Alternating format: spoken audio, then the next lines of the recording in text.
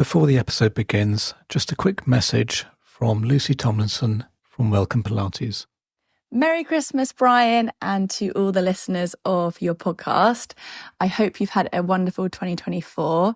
Looking ahead to the new year, if you are thinking about starting Pilates, wanting a little bit of assistance or guidance in your fitness journey, then do come and check us out. We're Welcome Pilates in Twickenham, and we would love to help you start your journey or continue your journey depending on your Pilates experience. We've got a team of amazing teachers, and your first class is free. So do come and check us out. We're welcomepilates.com, or drop us an email, hello@welcomepilates.com, and we'd be happy to invite you to a free taster class. You can also gift a month's membership to a loved one. Maybe you already know someone who comes to our classes, and if you'd like to gift them the joy of movement, then feel free to get in touch and we can do the rest. Look forward to seeing and moving with you in 2025. So you're thinking about running, but not sure how to take the first step. My name is Brian Patterson, and I'm here to help. Welcome to Brian's Run Pod.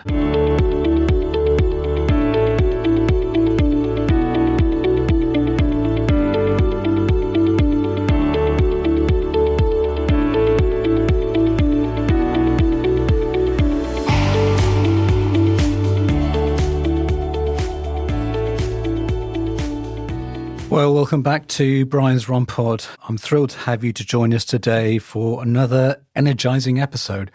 I was so excited about getting the episode up and running that I even forgot to put the microphone on my desk. But now, at the last minute, I managed to do it. So I just want to say it's been a while since I've done a solo. I've had so many guests on the podcast, and I really appreciate that. But I thought, well, we'll do another solo, and then we'll see how it goes. Anyway, I've always wondered how we as runners can provide a positive impact on the environment when I'm out and about, and I'm always aware of my surroundings. If I'm running, I'm not just thinking about my breathing technique or focusing on the session or how many kilometers I've done. I'm aware of the trees, cars, and people, and this is the beauty of running outside. So today's episode is about how we as individuals can make a positive change to the environment. Today we're diving into the fitness trend that's been making waves lately, manual treadmills. So that's one of the things. And these innovative machines are not only helping runners stay fit, but also making strides in sustainability by generating electricity as you run. Imagine burning calories and powering your home at the same time. So we maybe not be quite there yet, but I'm sure it won't be too long in the distant future that we get that. So, but that's just the beginning. We'll also explore how we as passionate runners can further protect our environment. While running is already a green activity, there's always room to go the extra mile in reducing your carbon footprint. Here's what we'll cover. We'll cover eco-friendly running gear, discover the sustainable products that keep you comfortable and kind to the planet, sustainability strategies, learn practical tips to make your running routine environmentally responsible, green local running, local races, find out about upcoming races that prioritize eco-friendly practices, or anyway, we can sort of look at strategies for that. So mindful nutrition, so we'll discuss how you fuel your body with including gels, bars, and hydration solutions that are better for both of you and the earth. This, one of the reasons that I sort of thought about this episode, it was basically sparked by a conversation with my wife, Katie, who wondered if there are treadmills on the market that can generate electricity. And I was intrigued by her question, and I did some research, and I'm excited to share the results with you today.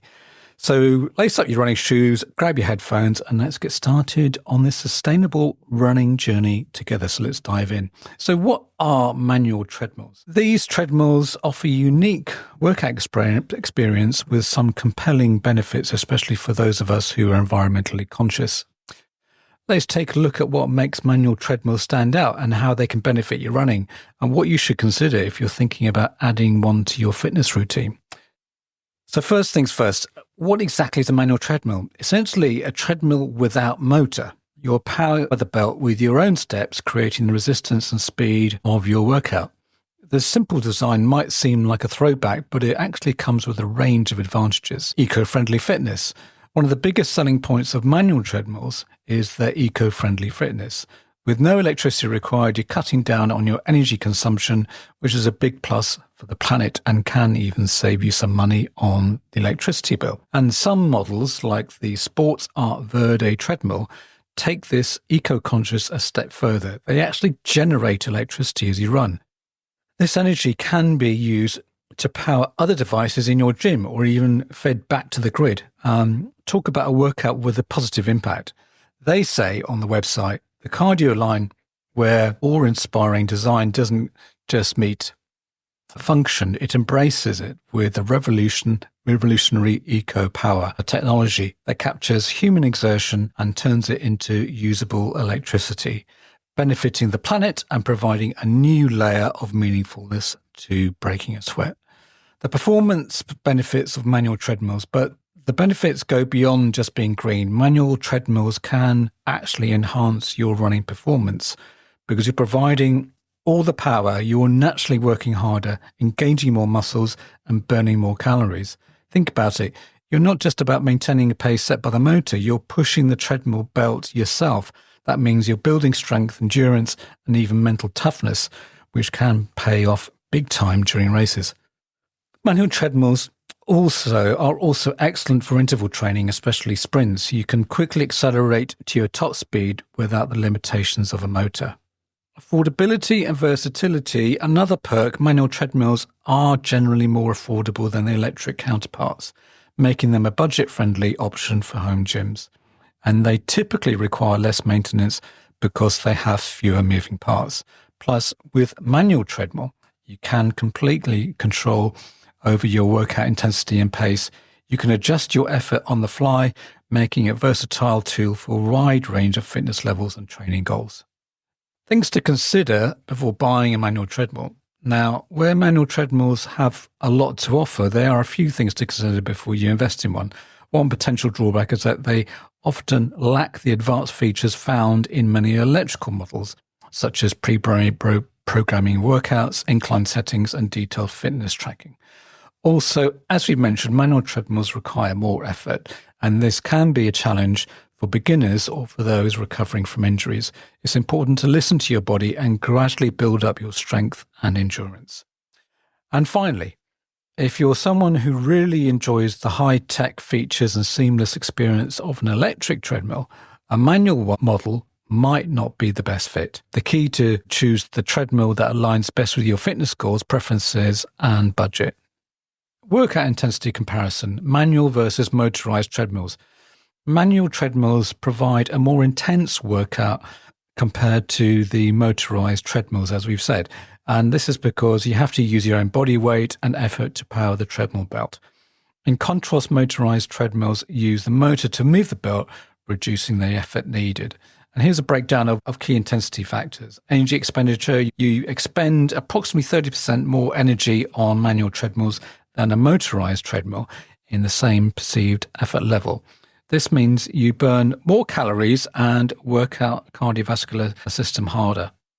Muscle activation. Similarly, manual treadmills engage your muscles 30% more, as we said, compared to the motorized treadmills, and you're essentially pushing the treadmill belt with each step, activating more muscle fibers in your legs and core. Mental fortitude. The increased effort required on the manual treadmill can also enhance your mental toughness, and this can be beneficial for runners as it helps them develop the ability to push through fatigue and discomfort, which can be crucial during races. Sprint intervals. Manual treadmills are ideal for sprint interval training. The absence of a motor allows you to accelerate to your top speed quickly and efficiently, and they're not limited to the range settings of a motor.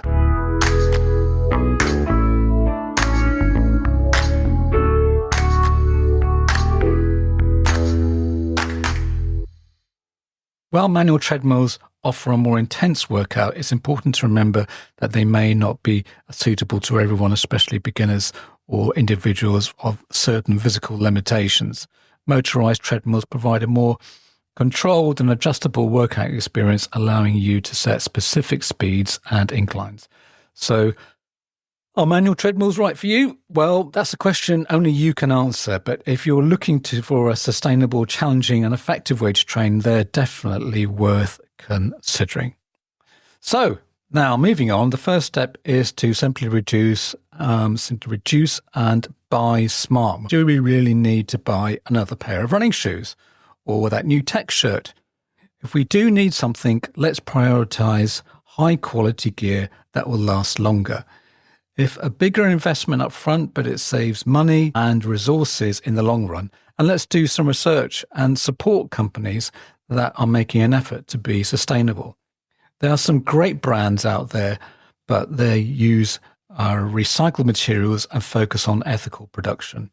And let's look into running shoes. It's easy to get caught up with the latest shoe tech, the perfect fit and the satisfying feel of unboxing a fresh pair. But here's the thing, the global trainer industry is a major contributor to climate change.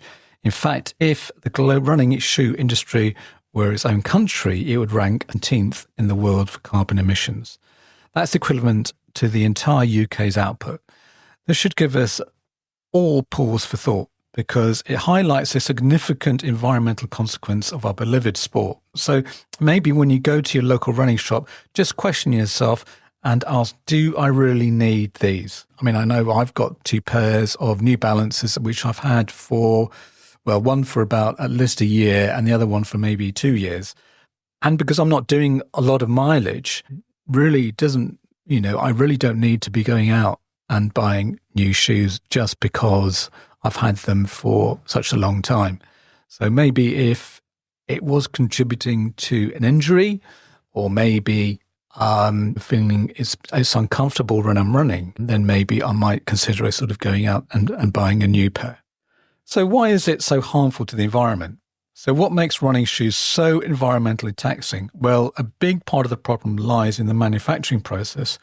The average pair of running shoes produces a whopping 14 kilograms of carbon emissions throughout its life cycle, with the majority of a staggering 9.5 kilograms coming from the manufacturing alone. Considering all these raw materials, the energy required to process them, the manufacturing facilities and the transportation are involved in getting those shoes from the factory to your feet, it all adds up. It's not just the production phase. The materials themselves play a significant role. Polyurethane, polyester and nylon, these are main culprits in terms of carbon footprint, and they require a lot of energy to produce, and they don't exactly break down easily in the environment. Now, you've probably heard a lot of buzzwords like sustainable, eco-friendly, net zero being thrown around by the running shoe brands. But it's great that brands are starting to acknowledge the issue, but we need to be wary of greenwashing. Just because a brand claims to be sustainable doesn't necessarily mean they're making meaningful changes. One of the biggest areas of concern is carbon offsetting. Many brands are trying to achieve net zero emissions by investing in things like tree planting and other products that theoretically absorb carbon. On the surface, this sounds good, right? But some experts argue the carbon offsetting isn't actually reducing emissions, it's just allowing companies to continue polluting while claiming to be carbon neutral. They say it's not addressing the root of the problem, the need for the fundamental changes in manufacturing processes and a reduction in overall consumption. Then there's the issue of recycling. We all feel good donating our old running shoes, believing they'll find a new home and avoid ending up in the landfill. But unfortunately, the reality is far less rosy. Only a small percentage of donated shoes are actually resold in these charity shops. A huge amount of used clothing, including running shoes, ends up being shipped to developing countries, where it often ends up being burned or dumped, polluting local communities and ecosystems. It's not all bad news. Well, the manufacturers are doing okay. So I know that it's all a bit heavy, but don't despair. There are some positive developments happening in the world of sustainable running shoes. Several brands are taking genuine steps toward reducing their environmental impact, and they're not just relying on carbon offsets to questionable recycling practices. The promising trend in focusing on durability brands like Allbirds, Zen Running Club, Hilo Athletics, and NN Normal are all committed to creating shoes that are built to last. That not only reduces the number of shoes ending up on the landfills, but also minimize the need to frequent replacements, which cuts down on manufacturing emissions. Allbirds has even pledged to double the lifespan of its own shoes by 2025. Another key area of innovation is in materials. While many brands are incorporating recycled materials in their running shoes, the real game changer is the shift towards renewable resources.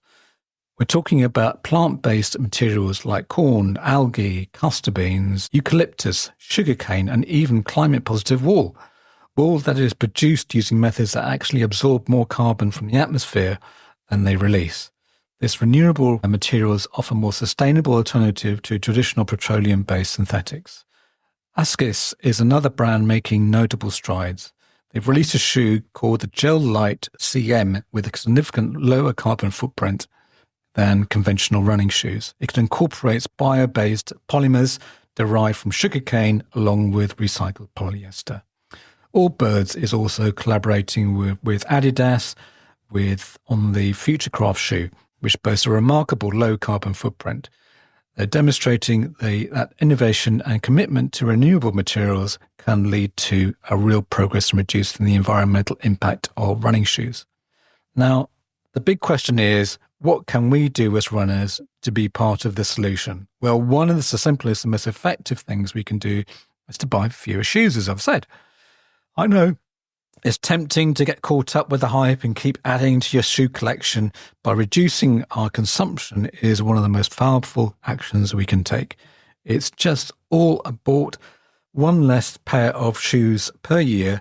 We cut our carbon footprint from running shoes by a third. It's a simple change that can make a real difference. So environmentalists would argue that we need to cut back our consumption. However, this discussion is not for this podcast. It's if you're interested in the politics, there are a multitude of podcasts out there that covers this area. Before you go there, please stick around and listen to the rest of the podcast. When we do need new shoes, we should prioritize durability. Look for shoes that are well made, with features that can extend the lifespan, like replaceable shoes, washable uppers, and support brands that are transparent about their sustainable practices. And look for shoes that have a carbon footprint label, or check out brands with websites to learn about the initiatives. Let's take a quick break. Hi, just a quick break to say a big thank you to you for listening to Brian's Run Pod. We are fast approaching the holiday season and the new year, and I hope 2024 was kind to you and that you will reach your fitness and life goals in 2025. I also wanted to say a very big thank you to all my guests. There are too many to mention. I started this podcast journey back in January 2023 last year, thinking it would only last 3 months. Now 100 episodes gone, and I'm still hungry to provide you with more riveting content for 2025. Best wishes for you, and now back to the podcast. But before that, and now a word from a couple of our past guests. Hi Brian and Brian's Run Pod listeners. I'm Merrily, author of Just Run. Just Run is the perfect gift for every runner or anyone thinking about starting running in 2025. In my book, I share my journey from barely hitting 3,000 steps a day to becoming an ultra runner in just a few years. A few months ago, I completed my first 100-mile race. Just Run is packed with practical tips for beginner runners. Running is for everyone. You don't have to be fast to go far. You just need to run your own way. That's what Just Run is all about. You can grab your copy on Amazon, including on Kindle Unlimited, or get a signed copy from my website, merrilyruns.co.uk. Feel free to reach out to me on my website or through my socials at merrilyruns. Looking forward to connecting and wishing you all a wonderful Christmas and many happy miles in 2025. Thank you so much. Hey, this is Andrea, popping up from Sydney, Australia to say hello and to thank Brian for creating a forum which is so beneficial for those of us who are seeking a richer experience of running. If you're like me, you probably run for a host of reasons. These might include time alone, mental health, personal accomplishments, or maybe reclaiming a sense of self, possibly for the first time in a long time. And you might have noticed that the narrative around running is also changing. Until recent years, you probably mostly heard it talked about through the lens of metrics. Things like getting faster, getting stronger, getting thinner, getting better, getting a spot on the podium. But thanks to voices like Brian's, more and more we're starting to think about running as a means to becoming a better person, to enjoying the morning, to achieving a fundraising goal, or maybe just making yourself proud. And if that sounds like you and you're interested in getting some coaching support for whatever your running journey looks like, I invite you to take a look at Run with the Slow Coach. I host a global coaching community for older, slower, bigger, injured, and back-of-the-pack runners. I'm fully accredited through Athletics Australia. I'm endorsed by the Australian Trail and Ultra Runners Association. And in 2023, I won a local business award for the most outstanding fitness service. I coach online and I promise to keep you accountable because I know what it takes to start a running journey, especially if you're not talented or you haven't been active your whole life. And I believe that runners like us deserve all the science, all the rigor, all the empathy, and especially all the support to safely progress to whatever your finish line looks like. And I'm really here for that. So find out more by following me on socials at Run with the Slow Coach or visit runwiththeslowcoach.com. I really am passionate about the life-changing benefits of being active. And I'm grateful to Brian for everything he does in this space. And now, back to you. Thanks so much. Ultimately, the future running depends on making sustainable choices. We need to support the brands that are doing the things right and hold the industry accountable for its environmental impact. It's up to us as runners to make sure we keep lacing up and hitting the pavement for the generations to come. Respect the trails and leave no trace. When we're out running, it's important to respect the trails and leave no trace. That means sticking to a designated paths and not littering. Always carry reusable water to avoid single-use plastics. I am a big fan of plogging, which is basically picking up this trash while you run. It's a great way to get a workout and do something good for the environment. Sustainable races and minimal waste. I did say we talk about sustainable races, but when it comes to races, there are some great ways to become more eco-friendly. Look for races that have a zero waste designation or other sustainable initiatives. When you sign up, consider declining the t-shirt or the medal if you don't need it. Bring your own hydration bottle and fuel to the race. And of course, don't litter. After the race, repurpose and donate. Try to avoid taking food you won't eat. If you have medals you don't need, donate them to organizations like Medals for Metal. Get creative and repurpose your old race t-shirts and bibs. You can turn them into all sorts of things. And if you have feedback for the race organizers and how they can be more sustainable, don't hesitate to share it. So, how can we be more sustainable together? Party time.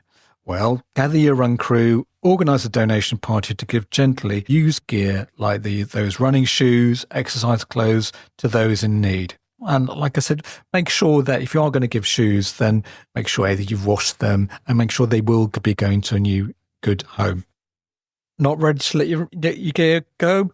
Consider a mending party where you and your buds can get together to learn how to patch and sew well-loved gear.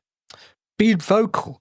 Reach out to the run community in advance of a race and collect signatures, asking for organisers to make the event as sustainable as possible. Ask event organisers to switch the race operations from single-use plastic bottles to bags and cups, being more sustainable options, and get involved. Raise money for the environmental charities while you run and choose races and courses that prioritize sustainability.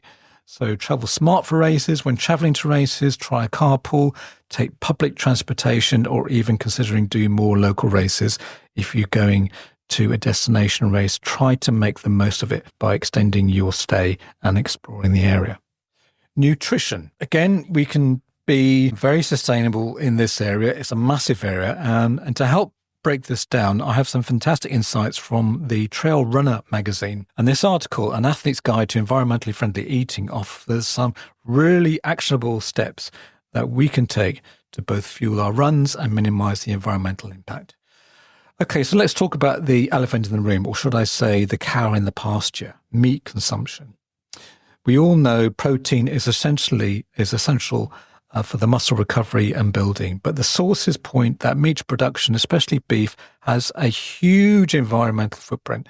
And did you know that this contributes to almost 90% of land use for food production and 85% of diet-related greenhouse gases emissions? That's a lot. Now, I'm not saying you have to go full vegan or vegetarian, but the article suggests that even small reductions in meat consumption can make a big difference. Think of it as meatless Mondays, or maybe add a Tuesday or a Wednesday in there. Go online and have a look at recipes, vegetarian or vegan recipes. The sources suggest that even reducing meat consumption by half can have a significant impact on the carbon footprint. But hold on there. You might be saying, where will I get my protein? Well, fear not, fellow runners. The sources highlighted some awesome plant-based protein sources that are both delicious and packed a nutritional punch. Lentils, for example, are a powerhouse containing twice of the protein of most beans. And other great options include soya beans, split beans, various types of beans, and you can easily incorporate these into your meals. Think lentil soup, bean burritos, or even a hearty bean salad. Now let's talk about another major area where you can make a difference, food waste. According to the Trail Runner magazine, if food waste were a country, it would be the third largest emitter of greenhouse gases. Let that sink in for a moment. Good news is that we have a lot of control over this. The article emphasizes that simply eating what we buy in is a huge step in the right direction. Plan your meals, make grocery lists, utilize those leftovers creatively. Remember that sad, wilting celery in your fridge. Chop it up, toss it into some soup or a stir fry. And there's another simple yet powerful tip. Get creative in the kitchen, experiment with plant-based recipes, try new grains, and don't be afraid to try other new things. You might discover a new favorite meal that's both delicious and sustainable. At the end of the day, folks, eating for performance and the planet is about making mindful choices, and it's not about being perfect, and it's about making small, sustainable changes that add up over time. Remember, every step we take, both on the trails and in our kitchens, can contribute to a healthy and more sustainable future. So what are the small changes we can make today to eat better for yourself and the planet? Share your thoughts and tips in the comments, which you can do in the link on the podcast description.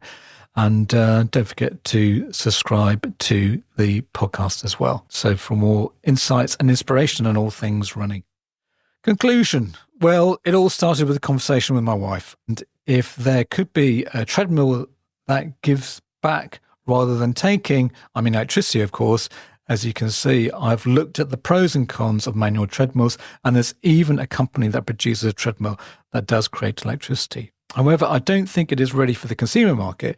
I did try and get them on the podcast, and they said they might accommodate my request next year. Until then, they're still making plans as to what they're going to do strategically in the UK. Then we looked at one of the most important pieces of equipment a runner could have, the shoe trainer, and how does that impact the environment? We've shown that there are environmental concerns. However, there are companies out there that are pushing the boundaries in sustainability and making them less harmful to the environment. Also, there are some strategies we could do to help in the environment. For instance, not to buy as often. And if you are not planning on doing a marathon run, less, and for other times you are not running, maybe do some weights. You're not only helping the environment, but also staving off the injury by strengthening your muscles. I then looked at the nutrition, also what we do, maybe going to races, and how small changes on the nutrition side can not only help us as runners, but also the environment. You don't have to transfer to a plant-based diet, but you can maybe just have one that of the 2 meals a week that are slowly vegetarian. I really hope this has given you food for thought. Did you like what I did there? And I really hope you enjoyed this episode. I think it was definitely a subject worth looking at. And I know it's not a subject that maybe other podcasts would be covering about when we're talking about running, but I think it's certainly a subject that does touch everyone and is very important for the future. Anyway, thanks for listening and see you next week. Bye. And that's a wrap for another exhilarating episode of Brian's Run Pod. Thanks for tuning in, folks. As always, we've got your back with all things running, and next week, get ready for some more awesome beginner hints and tips to kickstart your running journey. Don't forget, you can now send me a message. Yep, you heard it right. Brian's Run Pod has now become interactive with the audience. If you look at the top of the episode description, tap on Send Us a Text Message. You can now tell me what you think of the episode, or alternatively, what you would like covered. If you're lucky, I might even read them out on the podcast. Hey, if you want to keep up with all the latest updates, behind the scenes fun, and even some exclusive content, make sure to follow me on social media. We've also launched a shiny new Facebook page. Just simply search for Brian's Run Pod and give us a like. And don't forget to hop over to Instagram, where you can catch all our visual adventures at Brian's Run Pod. For those of you who love diving deep into the episodes, head over to our website, www.briansrunpod.co.uk, and there you'll find some detailed show notes and handy chapter markers, making it easy to navigate through your favourite discussions. Please leave a review, as it will help others find this podcast. Music is by Happy Day by Stock Audio, not forgetting artwork by Alice Patterson, and also thank you to my producer, Anna Patterson. So, till next week, thanks again for listening.